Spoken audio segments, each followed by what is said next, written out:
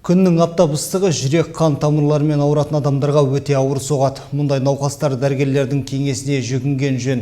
Қан қысымы жоғары адамдар тамақтану тәртібіне де көңіл аудару керек. Алдағы бейне сюжетте толығырақ айтылады.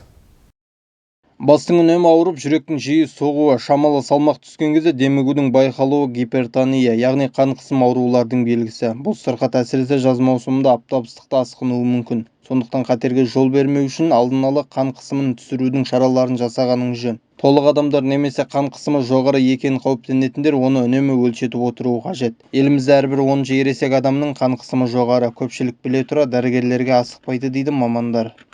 Енді күн ысып келе жатқан кезде жаңағы өзінің физикалық жағдайы, қозғалысы көп болса, физикалық қозғалысын шектеуге, егер артық салмағы болса, салмағын тастауға, қозғалыс тәртібін кеңейтуге және өзінің тамақтану тәртібін, қазір бізде мысалы үшін өте тез сіңімді газдалған сусындар, содан кейін калориясы жоғары кондитерлік тағамдар өте көп, соларды шектеуге, дұрыс тамақтануға кеңес береміз.